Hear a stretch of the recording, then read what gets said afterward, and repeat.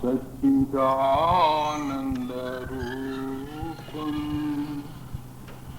नमो अद्भुतम् अद्वितीयम् अनूपम् नहीं कोई रूप सभी रूप तेरी सभी प्रजा है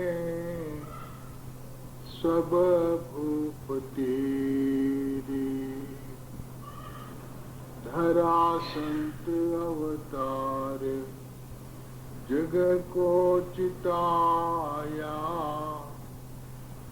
दुखी दीन को अंग अपने लगाया पिया संग तेरा मिला सत का जीवन तेरे नाम पर शीश तन मन है अर्पण गुरु ब्रह्मा गुरु विष्णु गुरुदेवो महेश्वरा गुरु साक्षात् परब्रह्म तस्मै श्री गुरुवे नमः।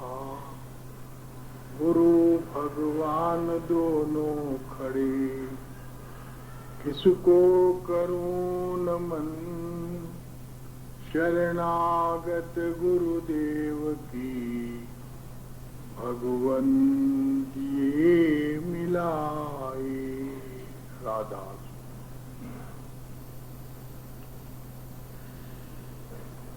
गुरु संग नेह लगाओ मेरी प्यारी सुरतिया।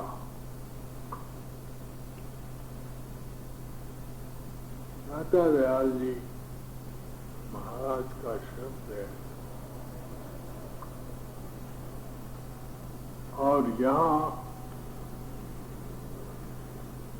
दाता दयाल जी ने बहुत ऊंचा भाव दिया है।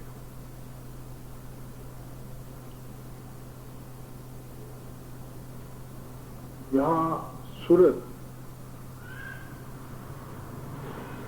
और गुरु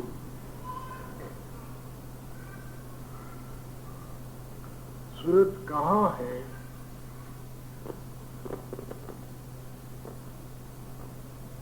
और गुरु का स्थान कौन सा है।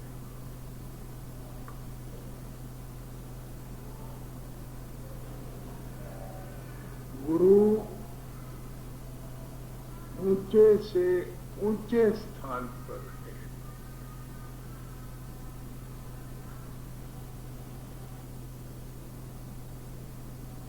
अब इस पर कोई ऊंचा स्थान नहीं है।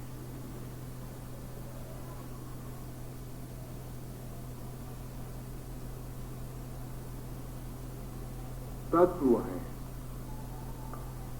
पृथ्वी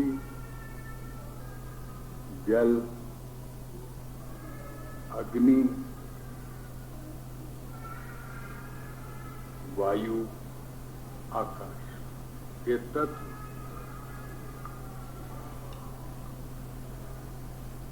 इन तत्वों में ऊंचा तत्व कौन सा है। आकाश ऊंचा जो तत्व है वो आकाश। आकाश के ऊपर कुछ नहीं।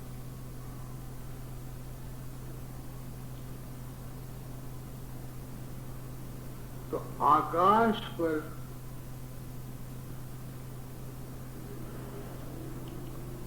सबसे बड़ा ऊंचा स्थान आकाश,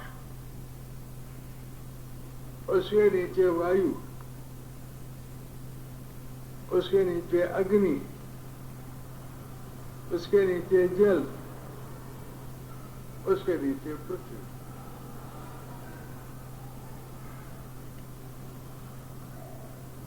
तो गुरु आकाश पर है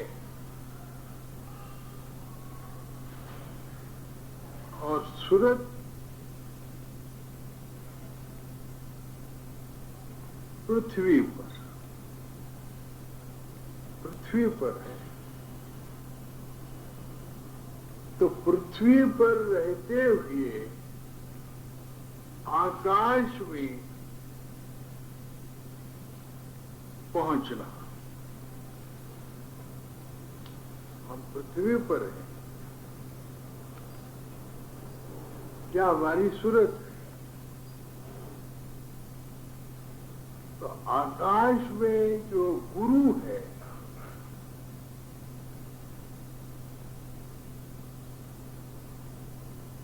वो सूर्य की किरण के मुताबिक पृथ्वी पर है सूरत।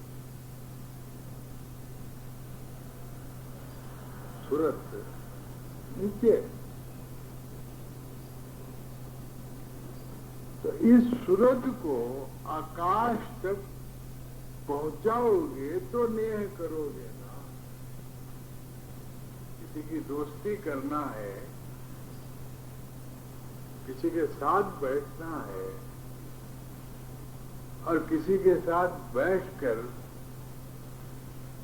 उनके साथ वचन विलास का आनंद लेना है, तो जमीन पर तुम रह के कैसे बैठ सकते हो? तुम जमीन पर हो और गुरु आकाश पर है, कैसे हो सकते? रदादयाल कहते हैं कि गुरु से नेह लगाओ। अपनी बैठक जो पृथ्वी में है ऊपर चलो, तो कैसे जाओगे?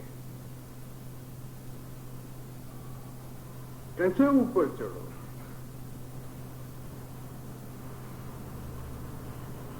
तो जाने के लिए संत मत ने साधन दिया।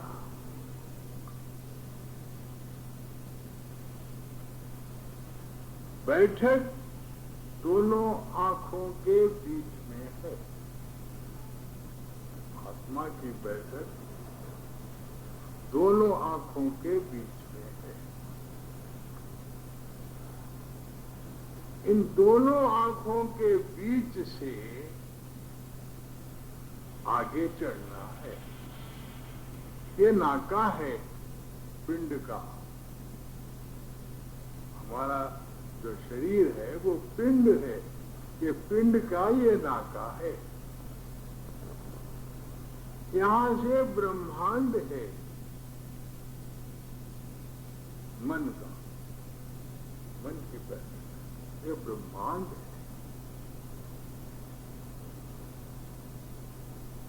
और ये पर ब्रह्मांड है आत्मा की बैठक। और सत्पद है जहां गुरु है।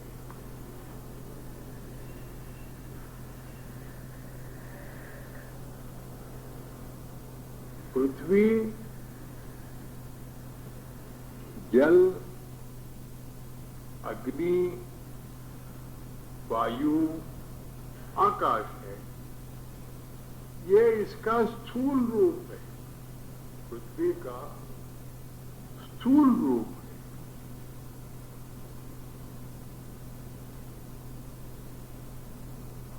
इसका सूक्ष्म रूप क्या है? गंध। गंध यानी पृथ्वी, यह हमारा नाक। पृथ्वी का सूक्ष्म रूप गंध।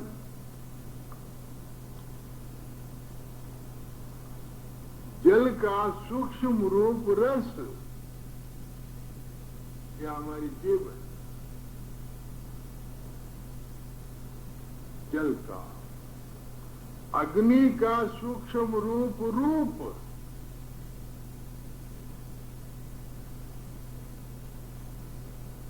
समझे? वायु का सूक्ष्म रूप स्पर्श और आकाश का सूक्ष्म रूप शब्द। देखें, स्थूल, सुख, शब्द, स्पर्श, रूप, रस, गंध। तो ये जो हमारा मुख है, तो 5 तत्वों को सूक्ष्म रूप में प्रकट करता है। हमारा चेहरा है ना, शब्द जो है हमारा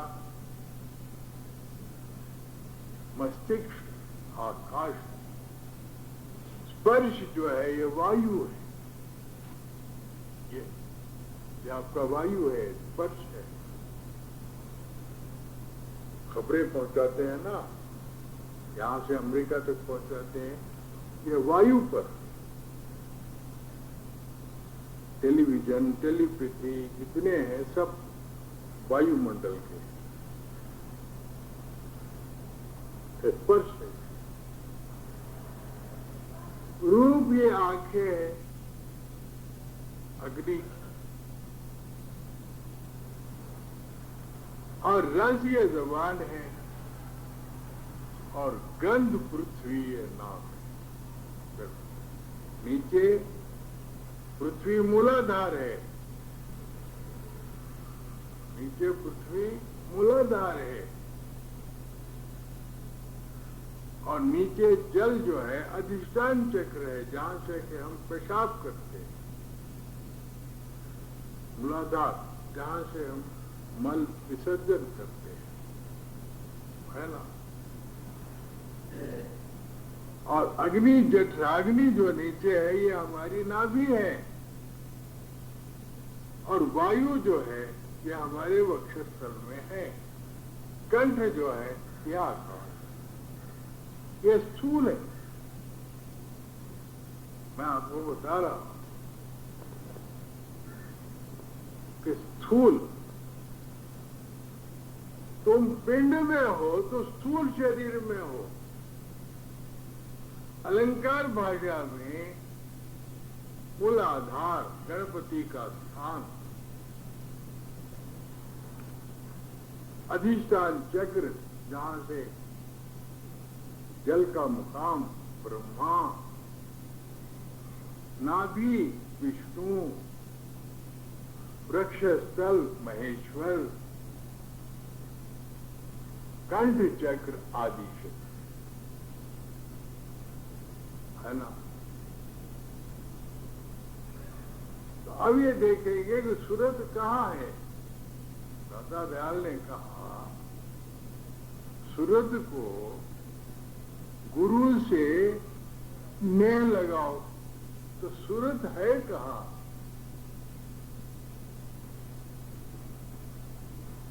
तो आकाश से ये जो शब्द है इसके धार निकले, धार, आधार, ये धाराएं निकली आकाश से, ये शब्द है। शब्द गुरु को कीजिए मोहतक गुरु लबात, अपने अपने स्वाद के ठोर ठोर बटमार। गुरु शब्द है।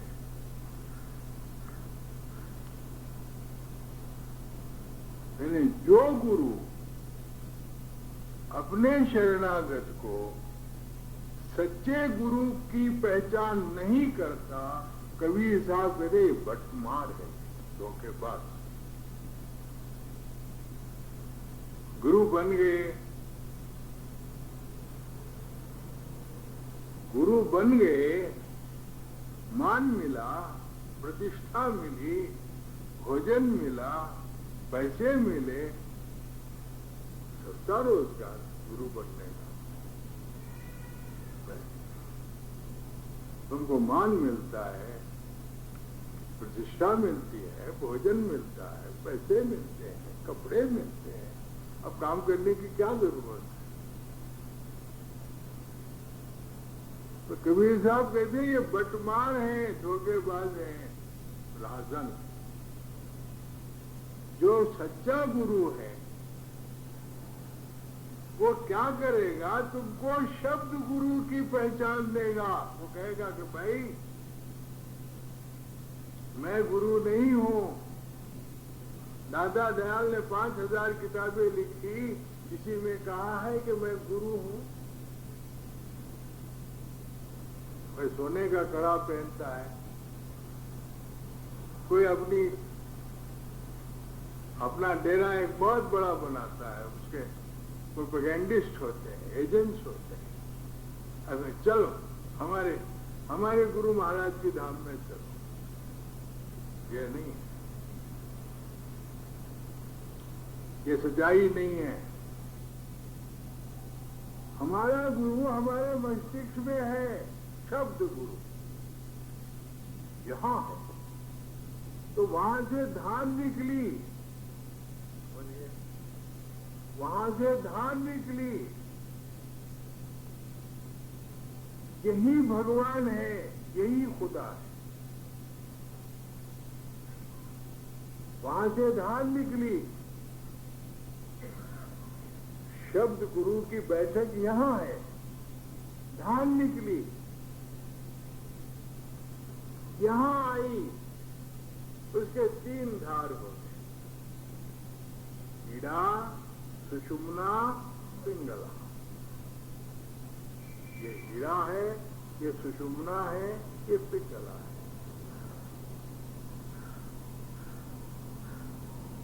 ईड़ा अच्छी, पिंगला बुरी। समझ रहे मदन लाल? ईड़ा अच्छी, पिंगला बुरी।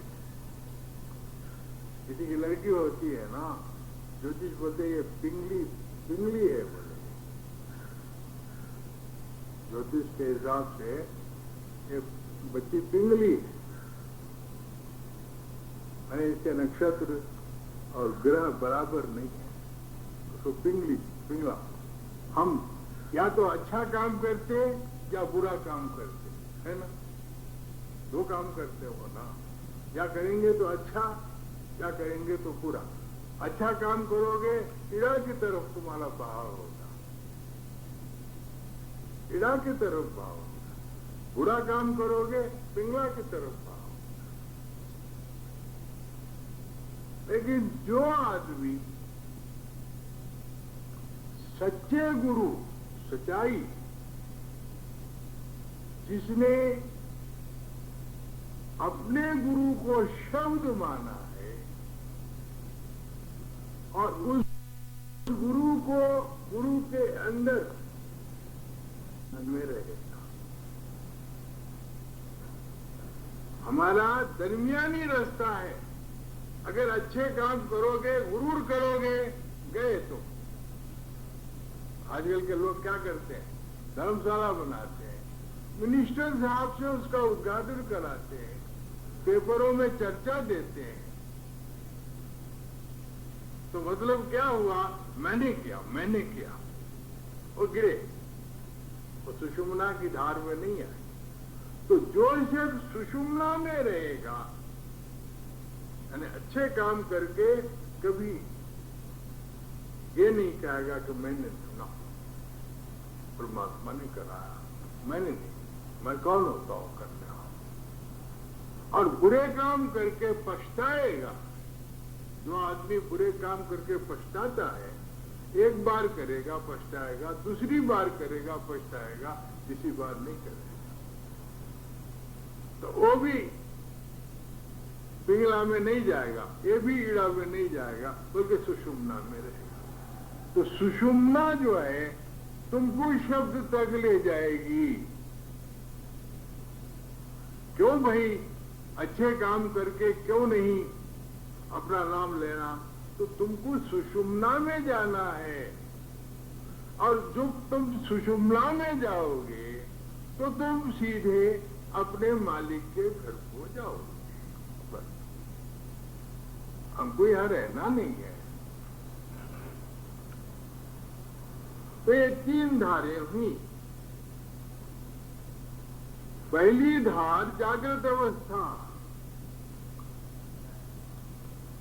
ईड़ा। दूसरी धार स्वप्न अवस्था, और तीसरी दरमियानी धार जो सुषुम्ना है, वो तुम्हारी सुषुप्ति है। बस तो ये जो तीन धारे हैं वो तीन लोक हैं। कैसे? हमारी जागृत अवस्था का ये लोक है, ये जागृत अवस्था है और इसका शरीर अलग है। जागृत अवस्था का शरीर अलग है, स्वप्न अवस्था का शरीर अलग है, सुषुप्ति अवस्था का शरीर अलग है। जागृत अवस्था के शरीर को स्थूल शरीर कहते हैं, स्वप्न अवस्था के शरीर को सूक्ष्म शरीर कहते हैं और सुषुप्ति के शरीर को कारण शरीर यह हमारा स्थूल शरीर है। तो हम इस स्थूल शरीर में काम करते हैं, खाना भी खाते हैं, काम भी करते हैं। जिस वक्त हम सो जाते हैं तो वो हमारा सूक्ष्म लोक है। सोने के बाद एक आदमी मजदूर है, गरीब है, भूखा है, उसने मेहनत किया, अब उसका लक्ष्य क्या है? मैं कब बनूंगा अमीर। गरीबों को यह ख्याल होता है, मैं कब मोटर पे बैठूंगा, मैं कब अमीर बनूंगा, मेरा कब महल होगा, है ना? और सोचता है कि भाई मुझे कब मकान मिलेगा। चूंकि इस ख्याल को लेके वो स्वप्न अवस्था में जाता है तो वहां क्या देखता है? बहुत बड़ा बंगला है और वो वहां राजा बना हुआ है, उसके अहलकार हैं। उसका ख्याल जो था वो सोचा था ना कि मेरे नौकर भी हो, मेरे चाकर भी हो, मुझे मारुति कार भी मिले, वहां सब मिलती। लेकिन उस लोक में जाने के बाद इंद्रियों को जैसे ही ताकत, इंद्रियां जब थक जाती हैं तब हम सोते हैं, स्वप्न लोक में जाते हैं। अब जब स्वप्न लोक में गए, वहां इंद्रियों को थोड़ी ताकत मिल गई, वो फिर जागृत अवस्था में आए, आंख खुल गई, सब खत्म। वो राजा भी गया, वो सब गए। ये है हमारा स्वप्न लोक। दुनियादार आदमी दुनिया के ख्याल लेकर स्वप्न लोक में जाता है और थोड़ी देर के लिए वहां उसको खुशी भी मिलती है, आनंद भी मिलता है। लेकिन इसके बाद जब उसकी इंद्रियां ताकतवर हो जाती है, उसको स्थूल में लाके छोड़ दो। और सुषुप्ति जो है वो गहरी नींद की अवस्था है, सुषुम्ना लोक है, वो है शब्द। सुषुप्ति में, गहरी नींद में हम उस परमात्मा के पास, मगर लेकिन हमको ख्याल नहीं रहता, ख्याल नहीं रहता, हमको अपना ख्याल नहीं रहता। जिस ख्याल को हम ले जाते, चली बूंद लेने समंदर की था, एकाएक लिया मौज ने उसको। बूंद थी, वो कहने लगी कि मैं समंदर का पता चला के आती हूं, और जहां वहां गई खत्म हो गई, वहां खत्म हुई। मेरे दादा दयाल क्या कहते हैं, माजी जी कहते थे, गुम कर दे अपने आप को, अपना पता चले। अरे इंसान तू क्या है, अगर ये जानना चाहता है तो अपने आप को गुम कर दे। सुषुप्ति में गुम ही होते हैं ना, हमको कुछ पता रहता है। इसलिए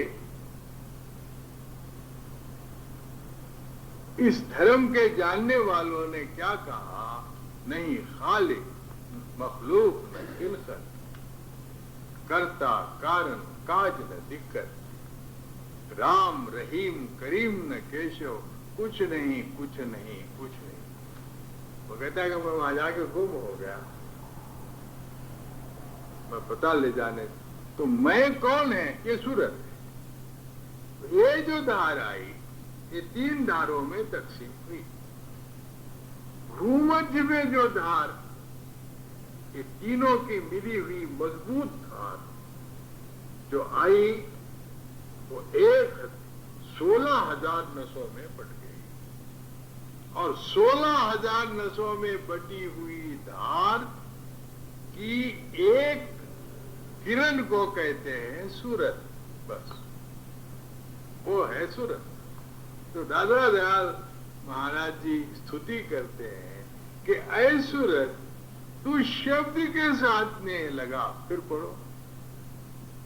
गुरु संग ने लगा प्यारी सूरतिया। अब दादा दयाल कहते हैं कि ऐ सूरत, सूरत कौन हुए? हम कमजोर आदमी,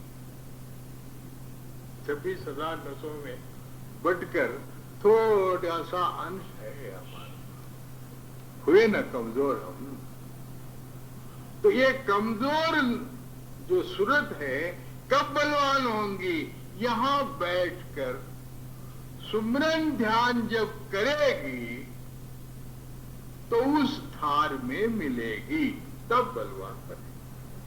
ये रात है, ये है नामदान और कुछ नहीं।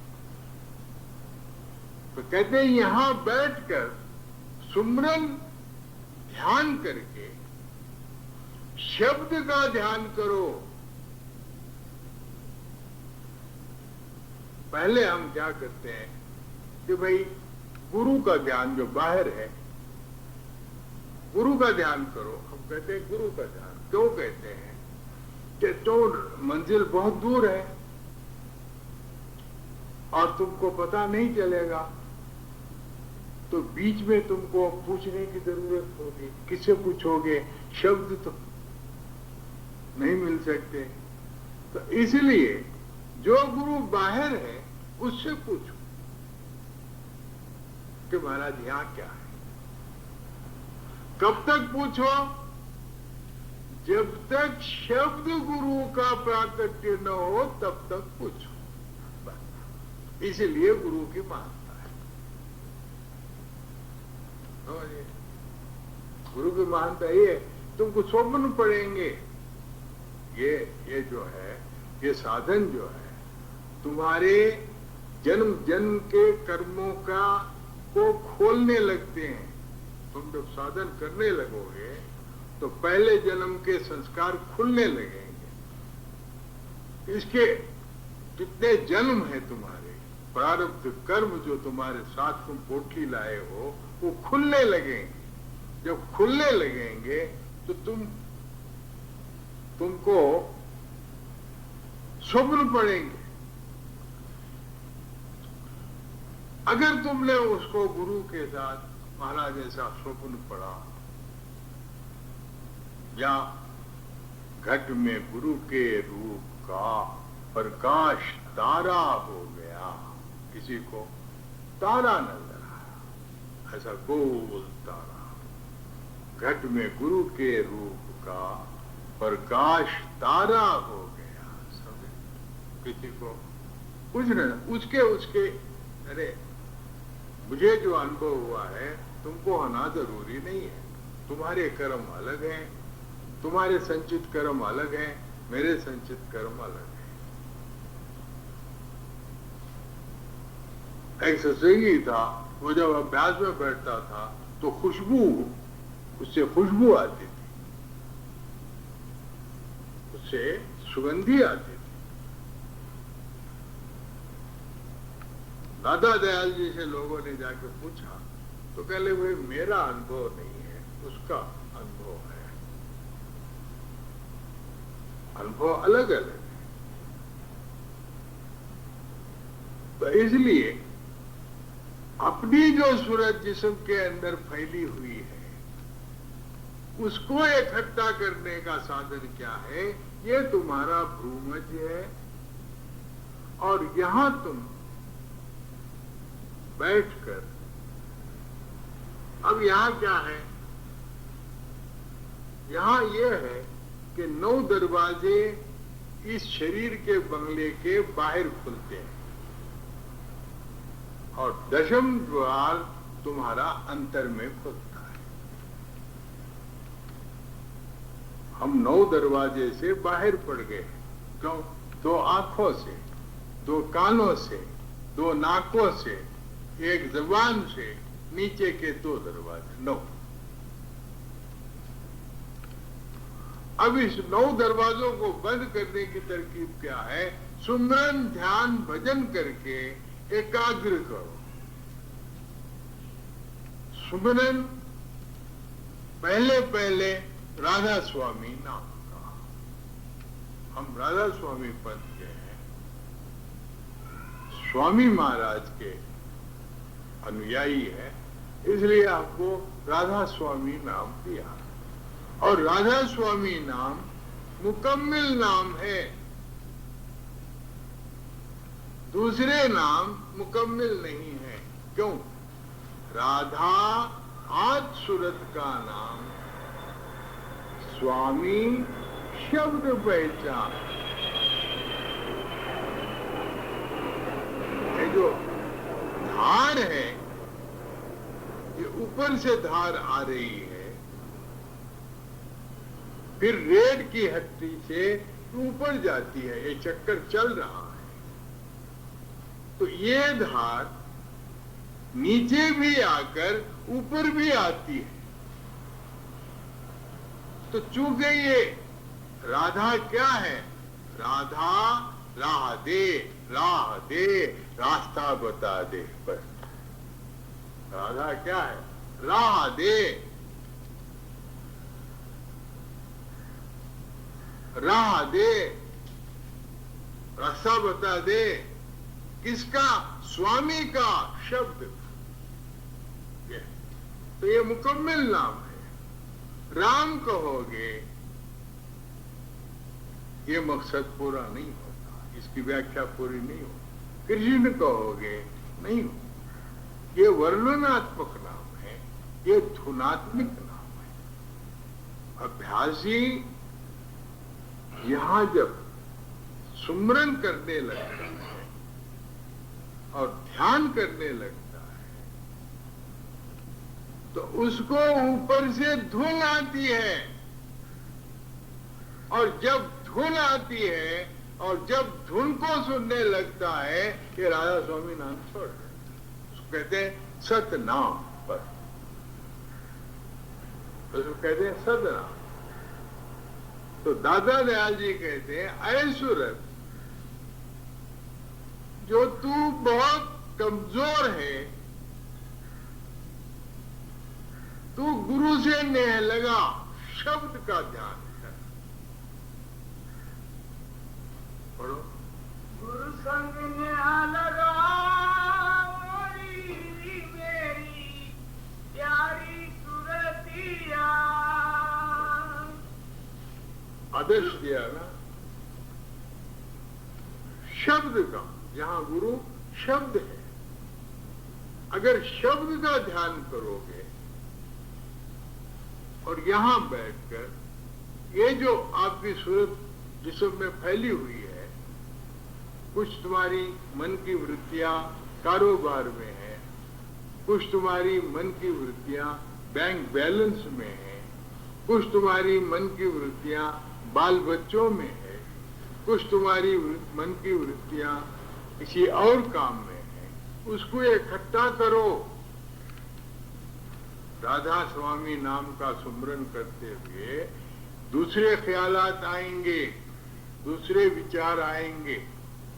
उन दूसरे विचारों को दूर करने के लिए ये राधा स्वामी नाम है। और जब तुम शब्द की धुन पकड़े, तो ये नाम चलेगा। फिर सत नाम में आ जाओ। पढ़ो। गुरु संग नेहा लगा, प्यारी सूरतिया सुमिरन में जाने ध्यान कर चित में। देखो भजन क्या है? भजन ये नहीं है तबला पेटी 4 आदमी रखकर गाना गाते हैं, इसको भजन नहीं कहते। भजन क्या है? सुमिरन और ध्यान करने से ऊपर से जो शब्द आता है उसको सुनना भजन है।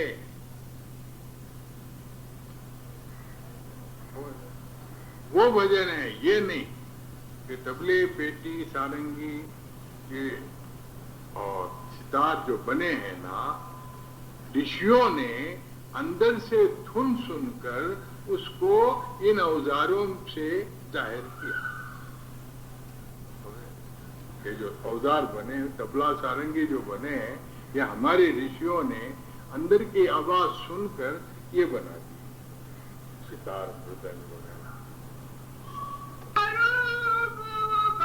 तेरे अंतर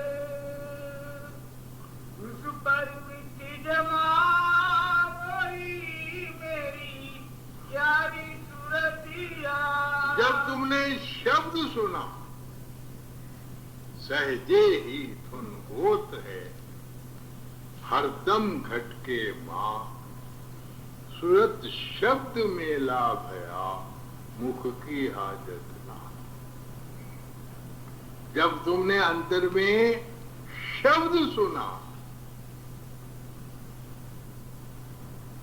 तो उस शब्द के अंदर तुम शब्द सुना तो वहां पहुंचे या नहीं पहुंचे? जंगल है, अंधेरी रात है, रास्ता दिख नहीं रहा है, दूर से कुत्ता भौंक रहा है और चिराग दिख रहा है, तो जाते हो या नहीं जाते हो उसको देखते हुए? कुत्ते की आवाज सुनते और उस चिराग को देखते हुए जाते हो या नहीं जाते हो? तो इसलिए यहां ज्योति का दर्शन होता है।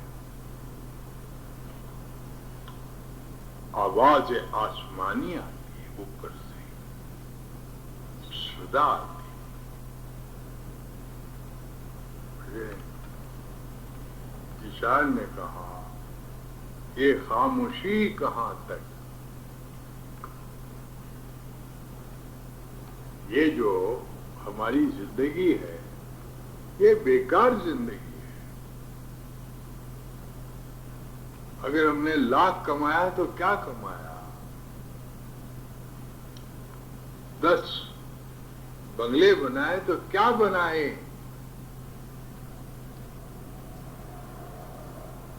बहुत इज्जत और रुतबा हासिल किया तो क्या हासिल किया? क्यों? ये जितने हासिल करेंगे वो जाते वक्त तुम्हारा रास्ता रोकेंगे। जब तुम मरने लगोगे तुम्हें ख्याल आया बंगला, बड़ा पैसा है,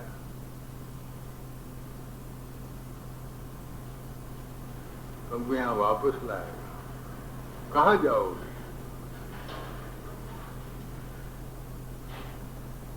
ये तो भाई मेंटेनेंस है।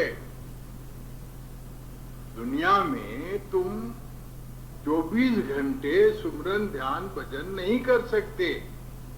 कुछ दिल बहलाई का सामान है, शादी कर ली, बच्चे बना लिए, बच्चे हो गए, बंगला बनाया, रहने लगे, ये मेंटेनेंस है, ये गुजारा है। यहाँ हम जाते वक्त ले जाते, सब यहीं छोड़ के चले जाते, क्या ले जाते? अगर हमने साधन किया हुआ है, अगर हम ऊंचे मंजिलों में पहुंच चुके हैं, अगर हमने शब्द के साथ स्नेह किया हुआ है, कमाई की हुई है, तो जाते वक्त हमारी आत्मा सीधे चले जाएगी, इसका ख्याल ही नहीं आएगा। हमारी आत्मा सीधी चली जाएगी,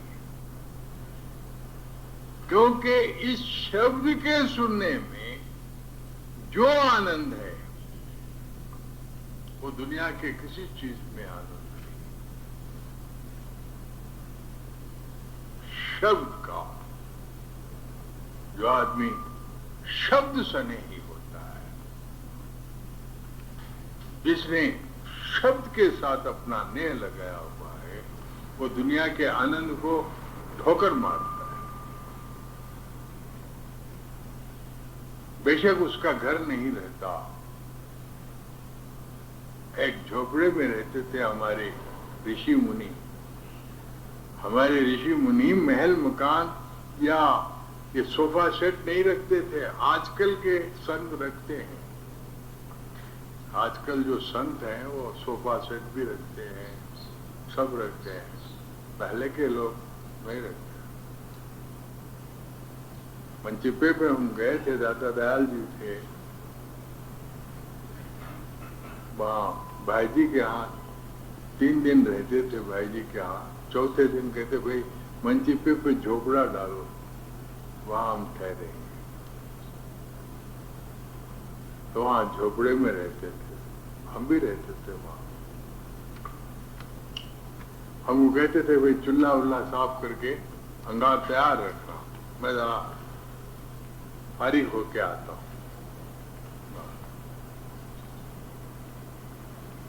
और हाँ, पेशाब करके जंगल में जाके आए, वहीं नहा लिया और दादा जो है ज्वारी का आटा अपने हाथ से गूंदा, रोटी बनाई। हमारा काम था चूल्हा सुलगा देना।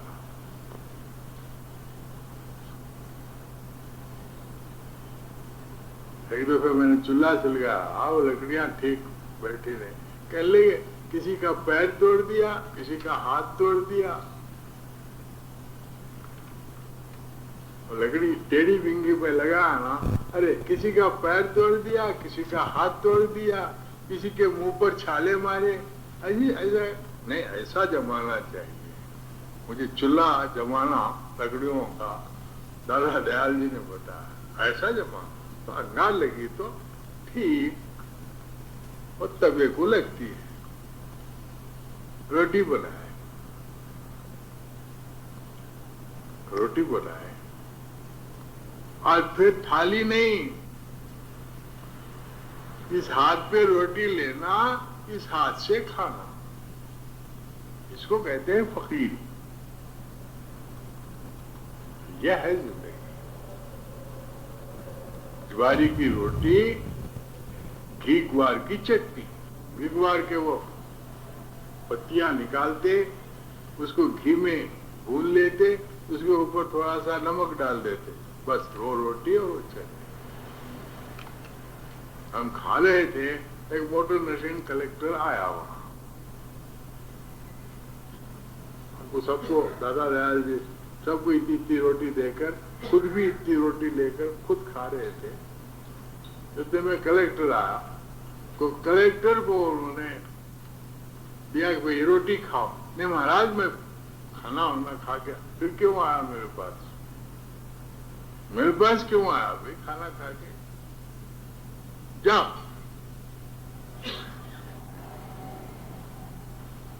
जाओ, मेरी रोटी नहीं खाना है तो आया क्यों तू? बोतल लेके आया था, चले गया, हुक्म था। उसको रहा नहीं गया।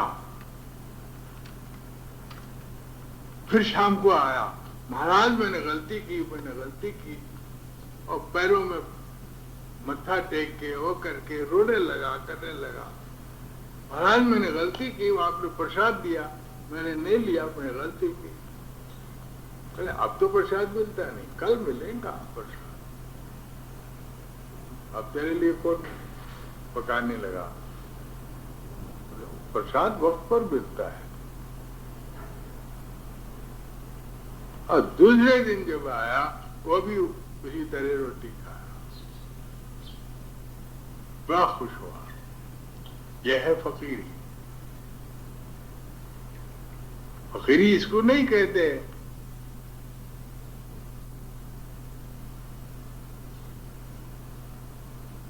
जिसका स्नेह जो है शब्द है,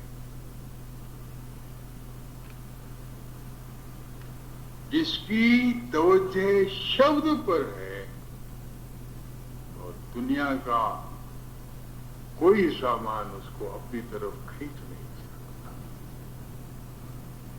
कितने भी साधु हैं। हाँ, आगे पढ़ो।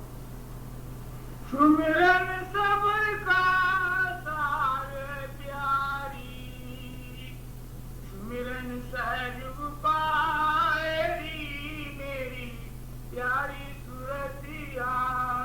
सुमिरन, यहाँ दादा दयाल जी कहते हैं सुमिरन